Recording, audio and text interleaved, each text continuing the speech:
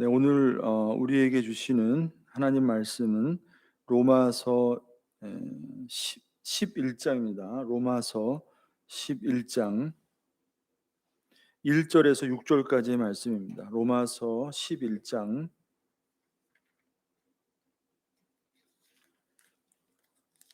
1절에서 6절까지의 말씀.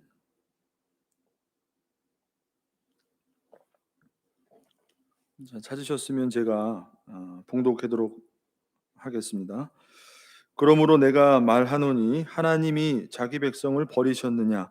그럴 수 없느니라. 나도 이스라엘인이요 아브라함의 씨에서 난 자요 베냐민 지파라. 하나님이 그 미리 아신 자기 백성을 버리지 아니하셨나니 너희가 성경이 엘리야를 가리켜 말한 것을 알지 못하느냐?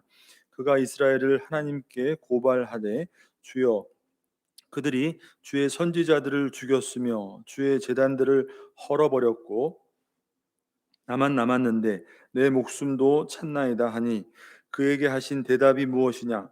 내가 나를 위하여 바알에게 무릎 꿇지 아니한 사람 7천 명을 남겨두었다 하셨으니 그런즉 이와 같이 지금도 은혜로 택하심을 따라 남은 자가 있느니라.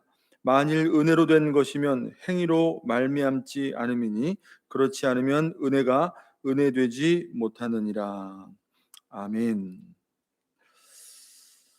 자, 여러분 성경을 보게 되면 이스라엘의 불순종의 역사를 통해서 더더욱 선명하게 드러나게 되는 것이 있는데 그것은 바로 변함없는 하나님의 구원의 역사를 통해 나타나게 되는 하나님의 은혜입니다. 이스라엘은 언제나 그랬듯이 하나님 앞에 목이 곧고 패역했지만 하나님은 언제나 신실하셨습니다. 이것은 단지 이스라엘뿐만이 아니라 지금도 동일한 우리가 누리고 있는 은혜라고 할 수가 있겠죠.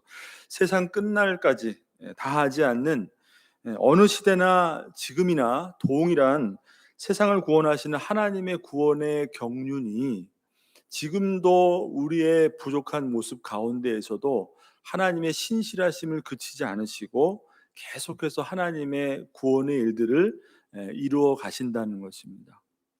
아무리 타락하고 불순종이 가득한 소망이 없는 가운데서라도 하나님은 반드시 그 구원의 명맥을 신실하게 이어 오신다는 것을 우리가 성경을 통해서 특별히 이스라엘의 역사를 통해서 잘 알 수가 있다는 것이죠. 자, 그 가운데 여러분 인간이 좀 잘나서 그럴까요? 그렇지 않죠. 인간이 잘나서 그런 것이 아니라 구원이 오직 하나님의 은혜임을 나타내시기 위해서 하나님께서 그 신실하신 약속을 끝까지 붙들고 인간은 그 약속을 놓을지라도 하나님은 그 약속을 붙드시고 구원해 오셨다는 것이에요. 여기 있는 저와 여러분도 마찬가지입니다. 지금 이 자리에 나와 하나님 앞에 예배할 수 있는 저와 여러분도 남들과 비교해서 조금이라도 우리가 다른 것이 있기 때문에 남들보다 더 나은 것이 있기 때문에 결코 그렇지 않다는 것이에요. 오직 하나님의 그 구원의 은혜가 저와 여러분 같은 이 부족한 사람들을 통해서 하나님의 그 구원이 오직 은혜임을 나타내시기 위함이라는 것, 여러분 이것을 절대로 우리가 잊어서는 안 된다는 것이에요. 성경이 그것을 증거하고 있다는 것이에요. 자, 여러분 사사들이 치리하고 있었던 그때가 바로 그 사사기 그 배경을 말하고 있죠. 성경이 그때에 이스라엘이 참 어떻게 보면 영적으로 종교적으로 또 도덕적으로 정말로 바닥이 보이지 않을 정도로 타락할 대로 타락했던 것이 바로 그때 사사들이 치리하던 그때 그 이스라엘의 역사적 배경이라는 것이에요. 그렇게 어두웠던 그때에도 자, 성경을 보게 되면 하나님의 그 그 구원의 은혜가 어떻게 끊어지지 않고 계속해서 이어지게 되는가? 룻기서가 그것을 잘 우리에게 보여주고 있다는 것이에요. 그것을 말씀해주고 있다는 것이에요. 자, 그렇기 때문에 여러분 중요한 것은 아무리 우리가 이 어두운 시대적인 어떤 상황을 그런 환경을 우리가 만나더라도 그런 여건 가운데 우리가 처한다 할지라도 아무리 둘러봐도 소망이 보이지 않을지라도 우리 그리스도인들만큼은 무엇이 달라야 하는가? 오늘 우리가 이 말씀을 통해서 우리가 살펴보게 될 텐데, 우리 그리스도인들은 무엇이 달라야 되는가? 여러분, 무엇이 달라야 할까요? 세상을 구원하시는 하나님의 살아계심을 우리는 믿어야 한다는 것입니다. 아무리 어떤 세상이 오더라도, 우리를 위협하는 세상, 정말로 눈을 씻고 봐도, 주위를 둘러봐도 정말 소망이 없는 것 같은 그런 세상이 올지라도 세상을 구원하시는 하나님이 살아계시다는 사실을 믿고, 세상의 다른 어떤 것을 의지하는 것이 아니라 하나님의 소망을 붙들고, 하나님의 그 구원의 소망을 붙들고, 나에게 먼저 임한 그 구원을, 그 소망을 전하고 선포하는 삶을 살아야 하는 것, 그것이 바로 저와 여러분, 우리 그리스도인의 모습인 줄 여러분 믿으시길 바랍니다. 자, 오늘 본문 속에서 우리가 오늘 살펴보게 될 로마서 11장, 이 본문 속에서 이스라엘을 향한 그 하나님의 구원을 확신하는, 그죠? 그 바울의 모습을 우리가 보게 된다는 것이에요. 이스라엘의 구원을 확신하는 바울의 모습.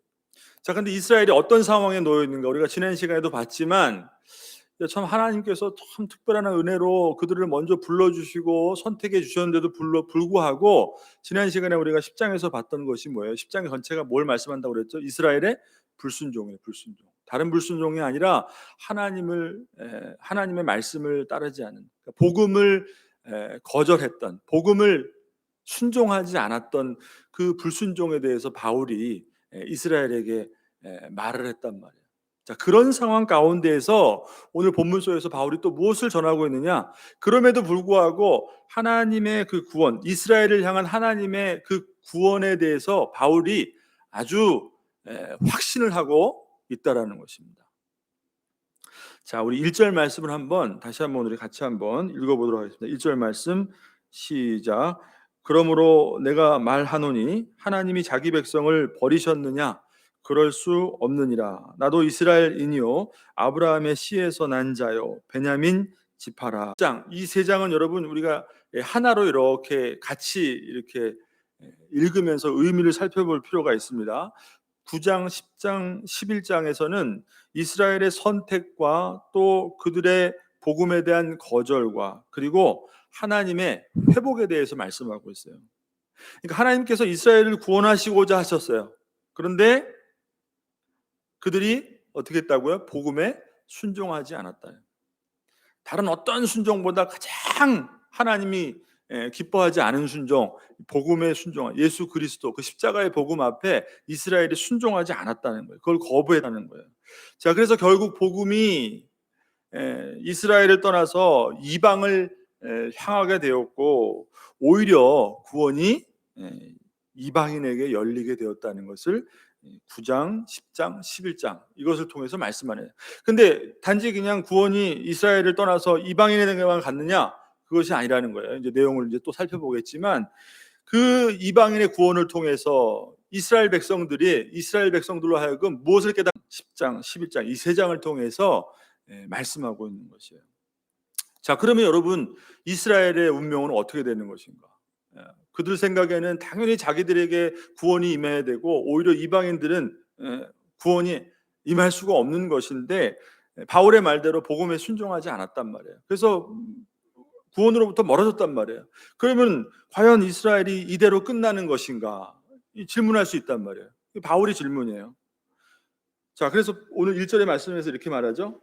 아까 읽은 1절에서 보면은 하나님이 자기 백성을 버리셨느냐, 이 질문을 하는 거예요, 바울이.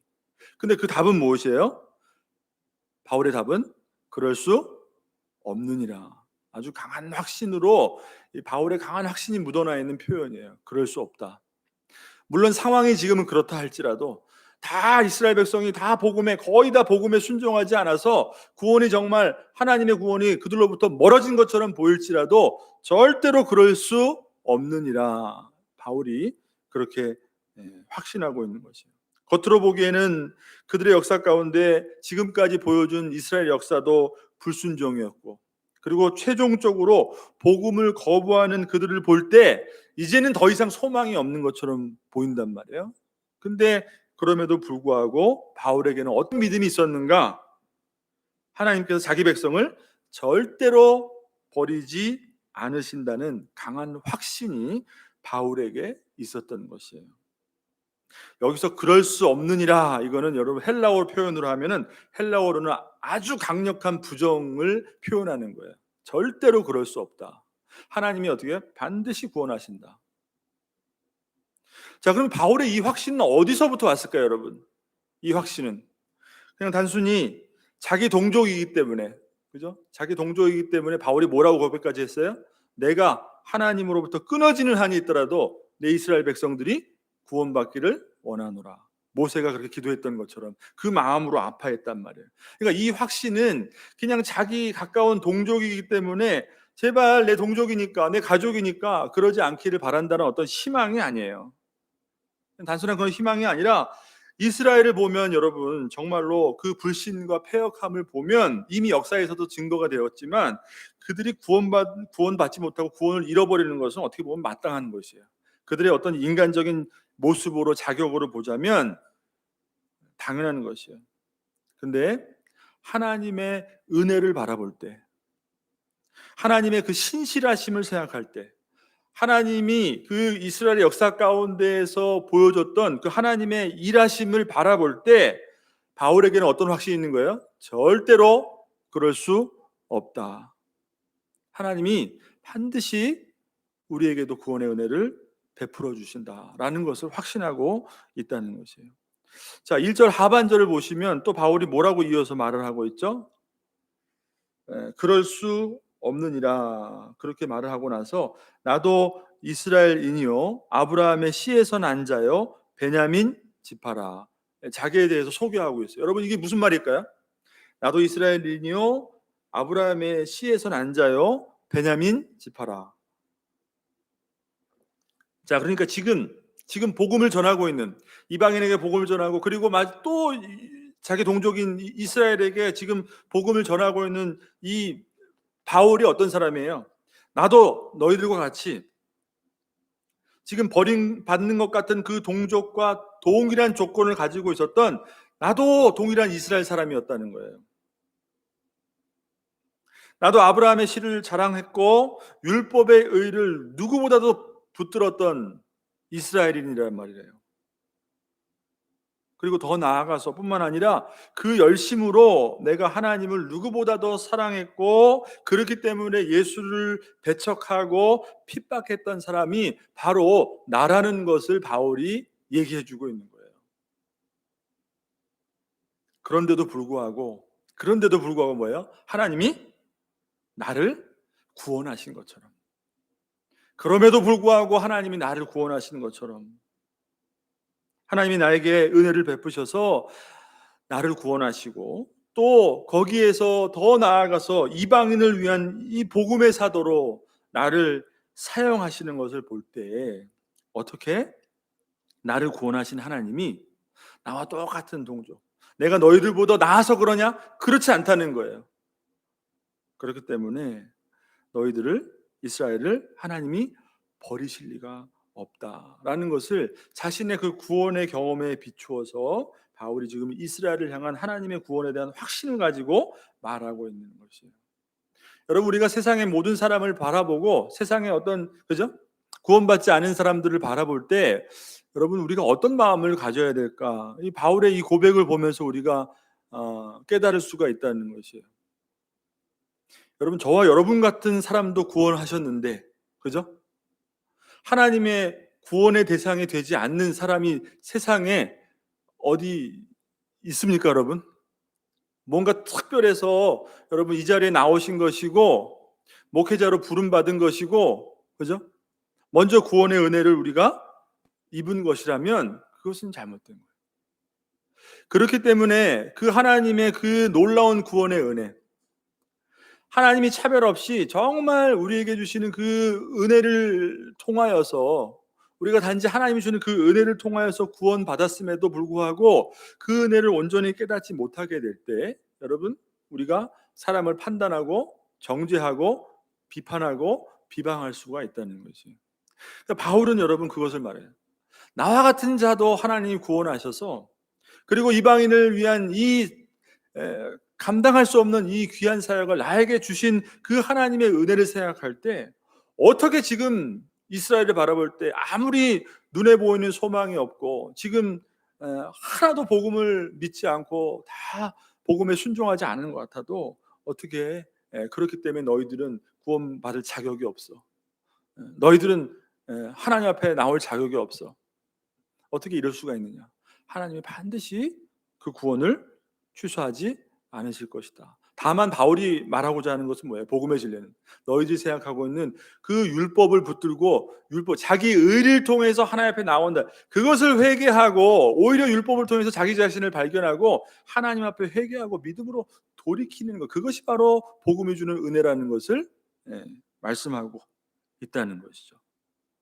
자, 그 다음에 오늘 본문을 보게 되면 한 가지 더 나아가서 또 한 가지 바울이 확신하는 근거, 이스라엘의 구원을 확신하는 근거를 구약의 성경을 통해서 한 가지 더 제시하고 있는 것을 보게 돼요. 자, 3절, 자, 2절 이후의 말씀인데, 자, 여러분 구약의 엘리야 그 선지자 아시죠? 엘리야 선지자 시대를 지금 배경으로 하는 그 말씀, 열왕기상에 나오는 그 말씀을 바울이 지금 예를 들어서 설명하고 있는 것이에요. 여러분, 엘리야 선지자가 활동하고 있었던 그 이스라엘의 그 역사적인 배경은 어느 때보다 악한 왕, 그죠? 가장 악명 높았던 아합 왕, 여러분 기억하시죠? 아합 왕, 그리고 그의 아내 이세벨. 이 아합 왕과 이세벨이 이스라엘을 다스리고 있었던 때였어요. 그러니까 여러분, 어느 시대보다 이스라엘은 당시에 바알과 아세라 우상을 섬기고 그 모든 백성이 타락하고, 왕뿐만이 아니라 모든 백성이 바알과 아세라를, 우상을 섬기는 그런 하나님을 진노하게 만드는, 그뿐만 아니라 하나님의 선지자들을 다 학살하고 제단을 다 파괴하는 그런 하나님을 떠난 아주 타락의 길을 걸었던 때가 바로 아합 왕 시대였다는 것이에요. 자, 그때 어떤 사건이 있었습니까, 여러분? 아합 왕 때 아합 왕과 온 이스라엘 백성 앞에 엘리야 선지자가 이렇게 불려 나가서 갈멜산에서 그 유명한 바알 선지자 450명과 싸워서 하나님의 살아계심을 나타냈던, 엘리야가 승리로 이끌었던 그 갈멜산 전투라고 그러죠. 그 갈멜산 그 사건이 기록되어 있단 말이에요. 그것을 지금 배경으로 바울이 설명하고 있는 것이에요. 하나님의 살아계심이 엘리야 선지자를 통해서 온 이스라엘 가운데 선포되었단 말이에요. 자, 그런데 이 소식을 들었던 이세벨이 어떻게 했죠? 야, 이거 도저히 안 되겠다, 저 하나님의 선지자 엘리야를 당장 끌고 와서 죽여버려라.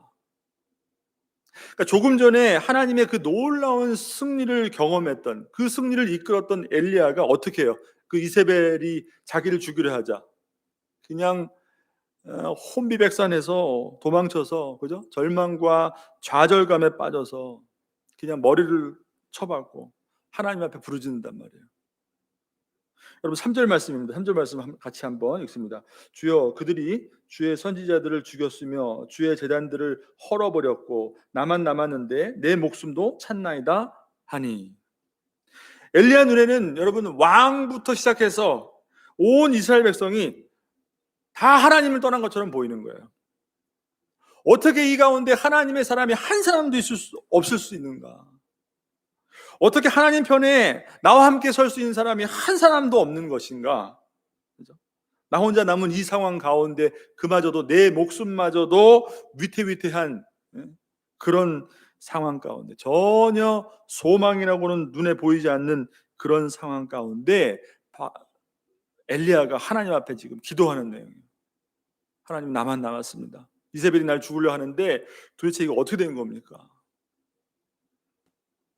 그때 여러분, 엘리야의 기도를 들으셨던 하나님께서 뭐라고 응답하셨죠? 4절 말씀이죠. 4절 한번 같이 읽습니다. 시작. 그에게 하신 대답이 무엇이냐? 내가 나를 위하여 바알에게 무릎을 꿇지 아니한 사람 7,000명을 남겨두었다 하셨으니. 아멘. 자, 엘리야가 보기에는 이스라엘 전체가 하나님을 떠나 우상 숭배에 빠져 있던 거예요. 하나님을 담대하게 선포하기는커녕 자기 목숨이 위태로운 그런 상황 가운데 누구 하나 함께 하나님 편에 설 수 있는 자가 하나도 눈 씻고 찾아봐도 없는 그런 상황 가운데, 그래서 더욱더 통탄하고, 그죠? 예, 가슴이 무너질 것 같은데 하나님이 말씀하시기를 걱정하지 말라는 거예요. 걱정하지 마라. 바알에게 입맞추지 아니한 사람, 바알에게 무릎 꿇지 아니한 사람. 그죠? 그때 왕부터 온 백성이 하나님을 떠나서 하나님을 섬기면서도 바알과 아세라 상 앞에, 그죠? 하나님이 아닌 것을 하나님으로 인정하고 하나님보다 하나님처럼 더 두려워하며 그렇게 우상을 섬겼던 그때에 아무도 없는 것 같아도 내가 나를 위하여, 누구를 위하여? 하나님을 위하여라는 거예요. 내가 나의 구원을 위하여서, 이 구원을 통하여 드러나는 하나님의 영광을 위해서 아무도 보이지 않고 아무도 남아있지 않는 것 같아도 바알에게 무릎 꿇지 않고 바알에게 입맞추지 아니한 7천 명을 내가 남겨두었다. 그러니까 두려워하지 마라. 하나님이 이 응답을 엘리야에게 주셨던 것이에요.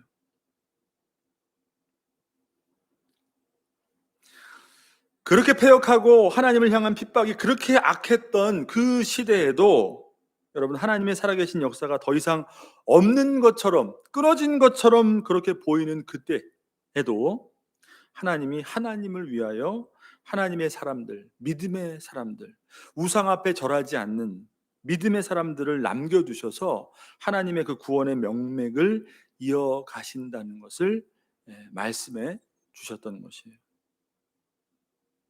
그러니까 엘리야는 이 하나님의 음성을 듣기 전까지 모든 것이 다 끝났구나, 더 이상 하나님을 기대할 수 없을 만큼 절망하고 있었겠죠.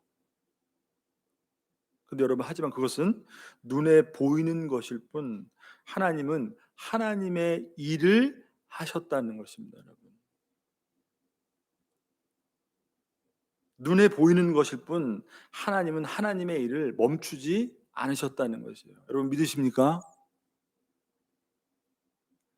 자, 그러니까 바울은 이 엘리야 시대의 이 사건을 통해서 무엇을 말하는 것일까요? 지금 모든 이스라엘이 하나님을 떠나 있어요. 복음 앞에 순종하지 않고 불순종하고, 그 결과 이스라엘 백성들, 이 모든 소망 하나 없는 것 같은 그런 상황 속에서 무엇을 말하고자 하는 것일까요? 그럼에도 불구하고 그와 같이, 엘리야 시대에도 그랬던 것과 같이 지금 이 상황 속에서도 하나님의 동일한 은혜가 우리를 붙들고 있기 때문에 그럴 수 없느니라. 하나님이 절대로 자기 백성을 버리시는 일은 절대로 없다라고 확신하고 있는 것이죠. 자, 5절하고 6절 말씀 같이 한번 읽어보도록 하겠습니다. 5절 6절 같이 읽습니다. 시작. 그런즉 이와 같이 지금도 은혜로 택하심을 따라 남은 자가 있느니라. 만일 은혜로 된 것이면 행위로 말미암지 않음이니 그렇지 않으면 은혜가 은혜되지 못하느니라.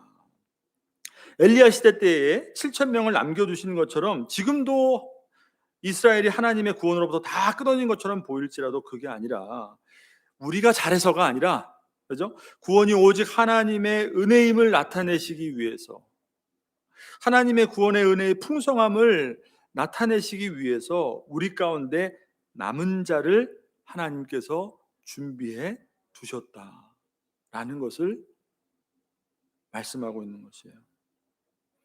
그러니까 여러분, 이스라엘에게 소망이 있으면 이스라엘의 행위가 아니죠. 이스라엘의 행위로 보면 뭐예요? 하나님 앞에 역사가 증명해 준 것처럼 늘 패역하고 목이 곧은 백성이었단 말이에요. 끝끝내 하나님 말씀 앞에 순종하지 않았단 말이에요.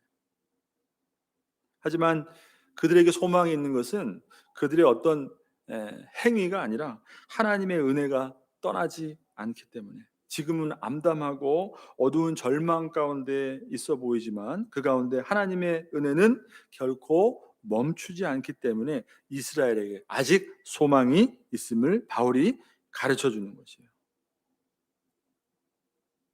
여러분, 하나님은 지금도 동일하게 그와 같이 하나님의 사람, 믿음의 사람을 우리 가운데 준비해 두시고 그 남은 자를 어떤 상황 가운데서 하나님께서 붙들어 주고 계심을 여러분 믿으시기를 바랍니다.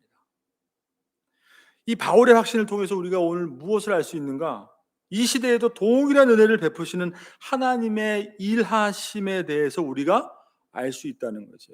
아, 엘리야 시대도 그때 그랬던 것처럼 바울이 보기에 내가 복음을 전하는 자로서 이 복음을 하나도 받아들이지 않고 오히려 나를 핍박하고 나를 죽이려 하는 이 이스라엘 백성들, 복음 앞에 끝내 순종하지 않는 이스라엘 백성들 볼 때 소망이 없구나, 하나님이 더 이상 일을 하시지 않는구나 라고 보일지라도, 그럼에도 불구하고 하나님이 남은 자를 남겨두신 것 같이 지금도 동일하게 여러분 우리가 그와 같은 것을, 하나님의 일하심을 우리가 잊어서는 안 된다는 거죠. 세상을 바라봤을 때 너무나도 참담하고 너무나도 두려운 현실이 우리를 위협하고, 정말 하나님의 구원의 은혜가 정말 이 땅 가운데 임하는 것이 맞는 것인가? 교회의 어떤 현실의 모습을 바라보면서 이 어두운 현실 가운데, 그죠? 세상의 모습, 우리나라뿐만이 아니죠. 전 세계적인 고통을 우리가 바라보면서, 또 특별히 우리의 겪고 있는 여러 가지 사회적인 모습과 세상의 어떤 이 나라의 모습, 참담한 모습을 우리가 바라보면서 우리는 때로는 용기를 잃게 된단 말이에요. 낙담하고 좌절하고 엘리야가 그랬던 것처럼. 하지만 그럼에도 불구하고 그 가운데 행하실 하나님의 구원을 기다리며 구원의 소망을 오히려 세상 가운데 선포하는 자들이 바로 누구라고요? 바로 저와 여러분 그리스도인이라는 사실 여러분 믿으시길 바랍니다. 바울이 그것을 지금 이스라엘 백성들에게 그것을 선포하고 있는 것이에요. 자, 그러니까 오늘날 이 시대에도 마찬가지예요, 여러분. 하나님의 구원의 역사는 지금도 동일하게 하나님이 지금도 일하시고 계시는데, 아합의 시대에 바알에게 입맞추지 않고 무릎 꿇지 않았던 7천 명을 남겨두셨던 것처럼, 복음을 끝까지 거절하는 이스라엘 가운데에도 남은 자를 허락하셨던 것처럼, 지금도 하나님은 반드시 하나님의 신실한 사람, 남은 자를 통하여 구원을 이루어 가신다는 사실을 우리는 믿어야 한다는 것이에요. 그리고 그 남은 자가 여러분 이 자리에 나와 하나님 앞에 또 이렇게 예배하는 저와 여러분이 되기를 주님의 이름으로 축복합니다.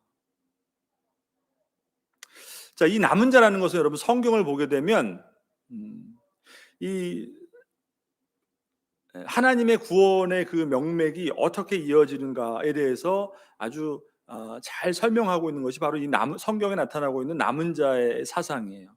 남은 자. 성경에서 하나님의 구원이 어떻게 임하는가, 또 누구에게 임하는가, 그 구원이 우리 인간의 행위에 있는 것이 아니라 오직 긍휼히 여기시고 우리를 택해 주시는 하나님의 은혜로 말미암는다는 하나님의 그 구원의 주권적인 은혜의 측면을 잘 설명해 주고 있는 것이 바로 뭐냐면 남은 자라는 것이에요. 남은 자. 그 남은 자는 아까 말씀드린 것처럼 우리가 어떤 하나님 앞에 우리의 행위로 되는 것이 아니고 우리의 자격과 조건으로 되는 것이 아니라 오직 하나님의 주권적인 선택으로 말미암은 것이기 때문에, 구원은 하나님의 은혜라는 측면을 잘 설명해 주고 있는 것, 그것을 나타내고 있는 것이 바로 하나님의 그 남은 자라는 것이에요. 자, 저와 여러분이 구원을 받았다는 것은 뭐예요? 그것은 곧 우리가 남은 자 가운데 속하는 은혜를 입었기 때문에 구원을 얻는 것이에요, 여러분. 그리고 교회라는 공동체는 뭘까요? 바로 하나님의 그 남은 자, 그 부르심 가운데 있는 자들이 함께 모여서 주의 몸된 교회를 이루는 것, 그 공동체, 그것이 바로 하나님의 교회인 것이죠.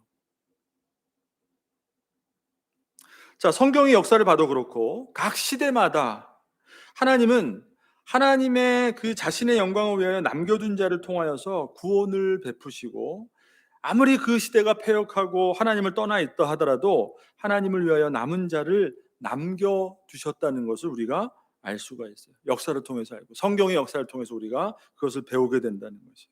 반드시 남은 자를 통해서 하나님이 구원을 이루어 가셨다는 것이에요.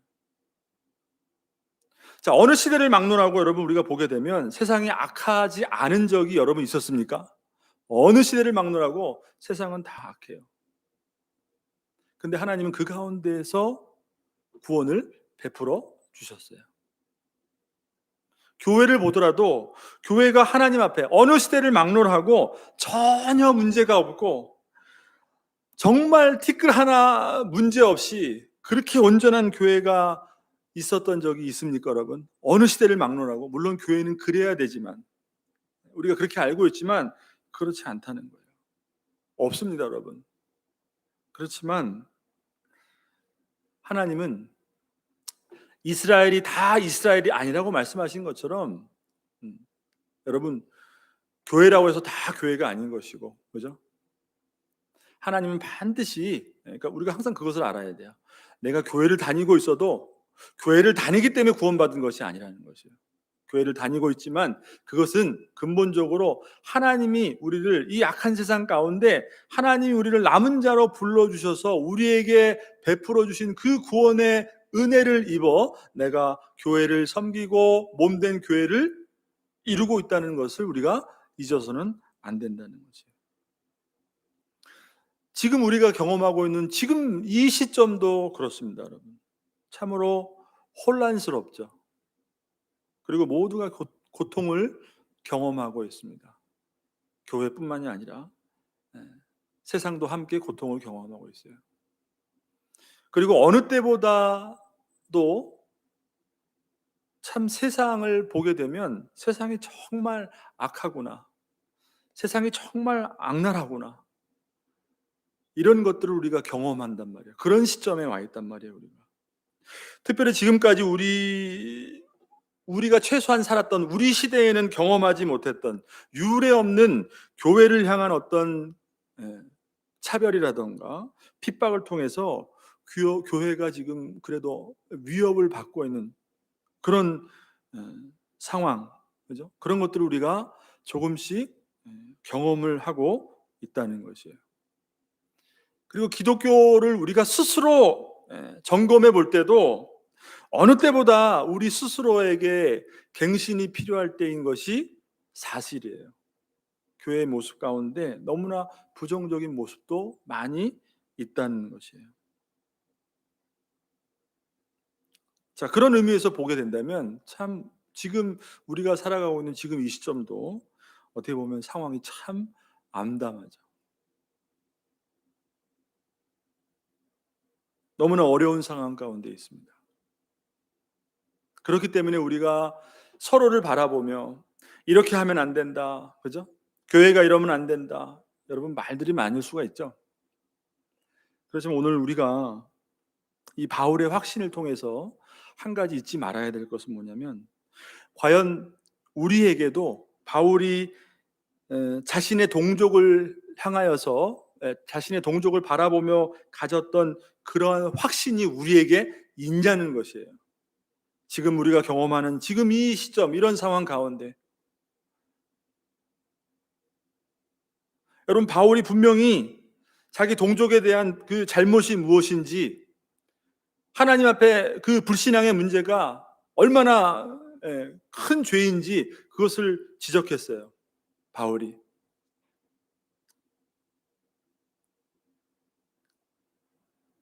너희가 생각하는 율법의 의를 붙들기 위해서 오히려 힘써서 하나님의 의를 거부한 너희들이 잘못된 것이다.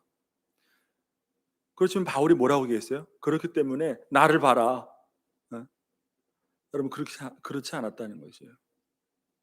오히려 그런 가운데에도 불구하고 바울은 하나님의 그 구원의 경륜을 이해했기 때문에, 그것을 깨달았기 때문에, 그리고 우선적으로 내게 임한 그 하나님의 구원이 무엇인지, 자기가 받은 그 은혜가 무엇인지 너무나 잘 알고 있던 바울이었기 때문에, 그렇기 때문에 너희들에게는 구원이 없다, 여러분, 이것이 아니라는 것이에요. 오히려 그들을 불쌍히 여기고 그들을 아파하며, 내가 하나님으로부터 저주를 받는 일이 있더라도 너희들이 구원받았으면 좋겠다, 내가 그렇기 때문에 내가 너희들에게 복음을 전하는 것이다, 그것이 바로 내가 복음을 전하는 이유다 라고 바울이 그렇게 얘기했던 것처럼 우리에게도 그러한 확신이 있냐는 것이에요.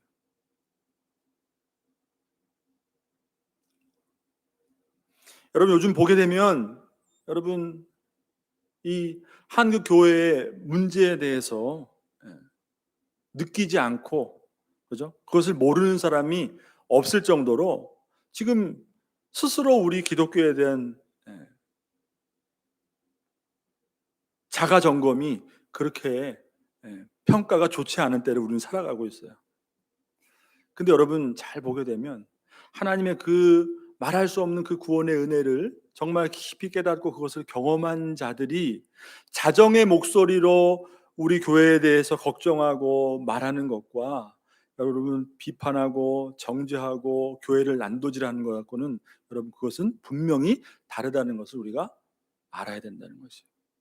오늘 바울을 통해서 우리가 그런 모습을 바라볼 수 있다는 거죠. 바울이 뭐라고 했어요? 나도 이스라엘이냐? 나도 베냐민 집하고 나도 아브라함의 씨야. 너희들과 똑같이 그렇게 율법의 의를 붙들고 오히려 예수를 핍박하고 예수 믿는 자들을 더 정죄했던 나였지만 그렇게 자격 없는 내가 하나님의 구원의 은혜를 받은 것처럼 하나님은 절대로 우리 이스라엘을 포기하지 않을 것이다 라고 바울이 그렇게 확신했던 것처럼 여러분 우리에게도 그러한 확신이 있냐는 것이에요. 우리가 우리 스스로를 바라보면서 자정의 목소리를 내는 것은 여러분 그것은 나쁜 것이 아닙니다. 그렇지만 마치 그것이 모든 것이 다 잘못된 것이고 지금 내가 말하고 있는 내가 옳은 것이고 나는 깨끗한 것처럼 여러분 그렇게 말하는 것은 오히려 여러분 세상을 보세요. 세상은 여러분 하나님을 대적하고 진리를 무너뜨리기 위해서 악한 사람은 여러분 얼마나 하나가 되는데요. 근데 반대로 정말로 하나님의 말씀 안에서 하나님의 은혜 안에서 하나가 되어야 될 오히려 이 구원받은 그리스도인들은 여러분 문제가 무엇인지 아는 것은 중요한 것이에요. 그렇지만 오히려 그 문제를 통해서 우리가 정말 바라봐야 될 것은 뭐예요? 그럼에도 불구하고 하나님이 아합의 시대 때에 그랬던 것처럼 바울이 바라봤던 이스라엘이 그랬던 것처럼 지금 이 시대에도 아무리 여러분 교회가 교회의 모습을 잃어버리고 우리 안에서 정말 소망이 없는 것처럼 보일지라도 여러분 하나님의 구원은 절대로 멈추지 않는다는 사실을 여러분 믿으시길 바랍니다. 여러분 고린도전서를 시작하는 바울의 편지에서 보게 되면은 여러분 고린도전서 1장을 보세요. 바울이 고린도에 있는 성도들에게 뭐라고 편지합니까? 여러분 고린도 교회는 어떤 교회예요? 쉽게 말하면 이 지상에 있는 지상교회가 가지고 있는 모든 문제란 문제는 다 가지고 있었던 교회가 바로 고린도 교회예요, 여러분. 그 문제를 복음 안에서 해결하기 위해서 바울이 지금 고린도에 편지를 보내는 거란 말이에요. 그리고 고린도 교회는 특별히 바울이 개척했던 교회예요. 바울이 개척하고 바울이 세운 교회예요. 근데 거기서 당을 짓고 뭐 게바파, 예수파, 그리스도파, 아볼로파, 그죠? 거기서 음란한 일들이 일어나고 계급 간의 갈등이 일어나고 교회에선 하나님의 복음을 나눈 자들이라면 교회에서 일어나지 말아야 될 일이 다 일어났던 교회가 바로 고린도 교회란 말이에요. 근데 바울이 뭐라고 그래요? 거기서 2절 말씀에 보면은 고린도에 있는 하나님의 교회라고 표현합니다. 하나님의 교회. 곧 그리스도 예수 안에서 거룩하여지고 성도라 부르심을 받은 자들과 또 각처에서 우리의 주 곧 그들과 우리의 주 되신 예수 그리스도의 이름을 부르는 모든 자들에게 이렇게 말합니다.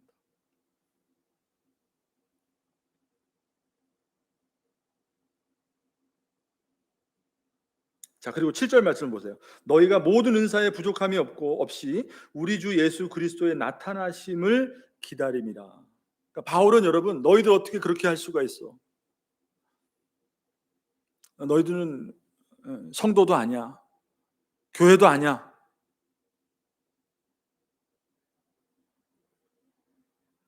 여러분 요즘에 얼마나 여러분 교회의 모습을 향해서 물론 교회 안에 우리가 스스로 자정 회개하고 돌이켜야 될 모습이 너무나도 많이 있습니다. 그렇지만 그것이 마치 정말 여러분 하나님도 구원을 포기하시지 않으셨는데 그것을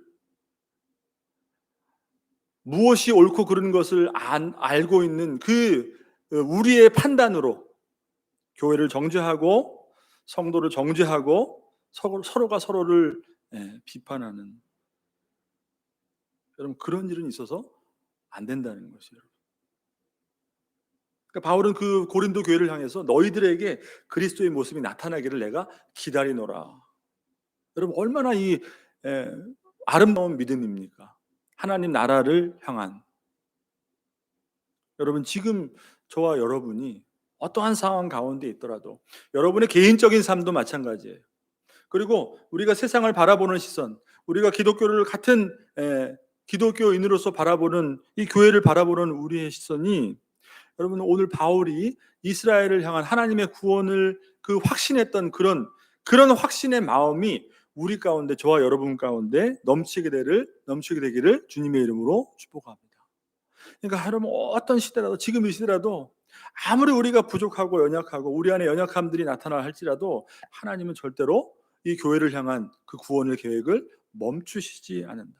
지금도 남은 자를 준비해 두시고 계시다는 사실을 여러분 믿으시기를 바랍니다. 자, 그럼 여러분 한 가지만 더 오늘 본문을 좀 살펴볼게요. 자, 그러면 과연 이 시대의 남은 자는 과연 누구일까요? 남은 자. 이 시대의 남은 자. 여러분 제가 그렇기 때문에 여러분들에게 남은 자가 되어야 합니다. 그죠? 남은 자가 되시길 바랍니다. 그 가운데 들어가기를 바랍니다. 여러분 그거를 말씀드리는 게 아니에요. 이것은 우리가 할 수 있는 일이 아니에요. 오직 하나님의 은혜예요, 은혜. 하지만 성경은 분명히 말씀하고 있어요. 그 남은 자가 우리의 선택으로, 우리의 노력으로 될 수 있는 것은 아니지만 그 남은 자가 하나님 앞에 살아가는 삶의 모습이 과연 무엇인가?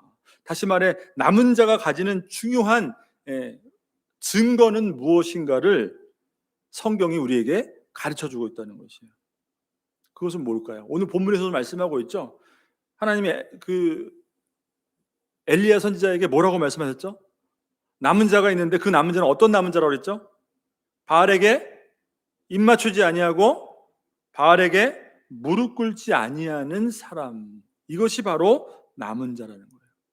복음 앞에 순종하고 복음이 가르치는 그 신앙의 가치를 어떠한 상황과 여건 가운데서라도 그 가치를 살아내는 사람이 바로 하나님이 말씀하는 남은 자의 삶이라고 성경은 가르치고 있다는 것입니다. 그러므로 우리는 여러분 오늘 이 말씀을 통해서 나 자신을 볼 때 정말 저와 여러분이 하나님의 그 남은 자로서 바알에게 입 맞추지 않고 무릎 꿇지 않은 그 남은 자로서 이 시대를 그렇게 살아가고 있는가라는 것을 우리는 점검해야 된다는 것입니다. 다른 말로 말하면 복음에 순종하는 삶을 우리가 살아가고 있는가. 아까 말씀드린 것처럼 여러분 우리가 교회 다닌다고 해서 남은 자가 아니라는 것이에요. 교회 다니는 것이 남은 자의 증거.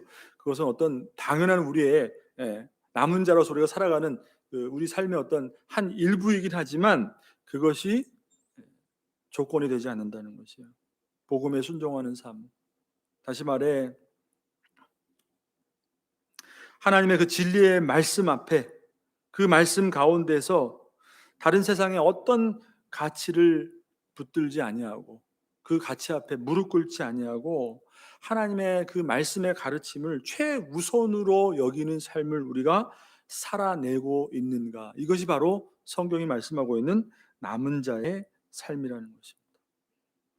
여러분 그렇죠. 우리가 하나님을 믿는다는 것은 과연 무엇일까요? 그리고 하나님의 말씀을 믿는다는 것은 과연 무엇일까요? 우리는 여러분 하나님의 진리의 말씀을 우리의 삶의 어떤 내용을 통해서 선포하는 사람들이에요. 이게 그리스도인들이에요. 여러분 맞습니까?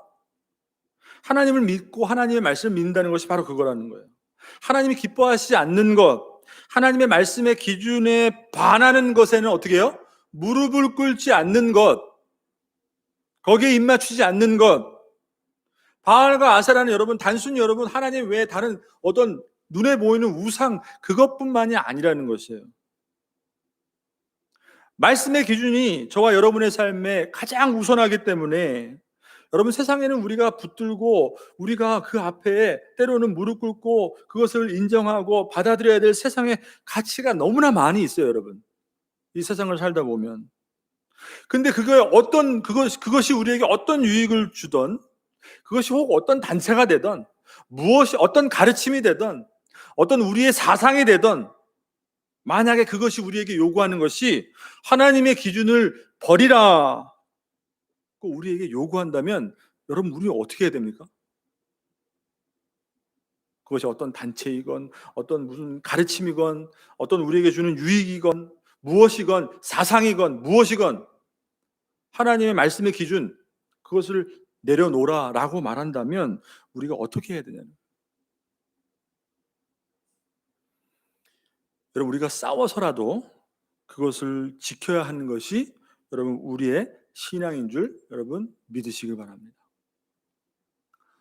그동안 너무나 온실 가운데, 그죠? 그냥 예배드리고 그냥 말씀 듣고 은혜롭고 하나님이 우리의 삶의 문제를 해결해 주시고, 여러분, 너무나 온실 속에서 자라는 화초처럼 그런 신앙에 익숙했던 저와 여러분들이 정말로 하나하나 어떤 우리의 삶의 어떤 여건이나 문제들이나 그런 모든 것들이, 여러분, 지금 당장 우리가 겪고 있는 것도 마찬가지예요. 코로나의 어떤 일들을 통해서 우리가 조금씩 조금씩 경험하고 있는 것들, 여러분, 다 그런 것들이에요. 여러분, 이러한 모든 상황 앞에서 항상 우리가 지켜야 될 것은 하나님의 말씀 가운데 하나님이 우리에게 주시는 그 말씀의 가치를 우선으로 붙드는, 그것이 바로 무릎 꿇지 아니하고 복음에 순종하는 삶이라는 사실을 여러분 믿으시길 바랍니다. 왜 기독교가 여러분 차별금지법을 반대할까요? 그것은 다른 것이 아니에요, 여러분. 하나님 말씀에 반하는 그러한 것들이 그 속에 담겨져 있기 때문에 그것은 아니다라고 말할 수밖에 없는 것이에요. 때로 어떤 분들은 이 지혜롭게 해야 된다, 그죠? 너무 그렇게 얘기하면 오히려 이 기독교가 입지가 더 불리해지고 오히려 그것을 막아내기 위해서 그건 지혜로운 행동이 아니다. 물론 기독교뿐만이 아니라 세상적으로 바라봐도 그것은 너무나 독소적인 영향들이 요소들이 많이 있죠. 그런 것들에는. 그렇기 때문에 어떤 세상 사람들 공감할 수 있는 그런 것들을 가지고 접근해야지 그걸 우리가 막아낼 수 있다. 그것이 지혜로운 방법. 물론 맞습니다. 틀리진 않아요. 그렇지만 여러분, 하나님의 말씀이 아니니까 아니라고 하는 우리의 심령의 분명한 자세를 나타내는데 그것이 무슨 문제가 있습니까? 만약에 그것이 지혜롭지 못해서 우리에게 불이익을 가져온다면 그것을 우리는 그냥 받아낼 수밖에 없는 것이죠. 물론 코로나 방역도 당연히 교회가 세상에 무리를 일으켜서는 안 되겠지만, 만약에 그것이 정말 방역을 넘어선 어떤 기독교 신앙의 자유를 빼앗으려는 그러한 어떤 무엇이라도 있는 것이라면, 여러분, 우리는 그냥 그것을 그냥 물러서야 되는 문제로 생각해서는 안 된다는 것입니다, 여러분. 여러분, 다시 한번 오늘 이 말씀을 통해서 정말 저와 여러분이 하나님이 기뻐하시는 남은 자로서 이 시대 가운데 그 사명을 잘 감당하고, 우리가 어떤 세상을 만나더라도, 그죠? 우리의 어떤 연약한 모습을 보더라도 그것을 정죄하고 비판하고 가르는 것이 아니라, 그럼에도 불구하고 하나님의 구원의 계획이 지금도 우리를 향하고 있음을, 지금도 우리 한국 교회를 향하고 있음을 믿으시고, 그 구원의 은혜를 세상 가운데 구원의 소망을 전파하는 저와 여러분 되시기를, 그리스도인 되시기를 주님의 이름으로 축복합니다. 기도하겠습니다. 하나님 아버지, 감사합니다. 오늘도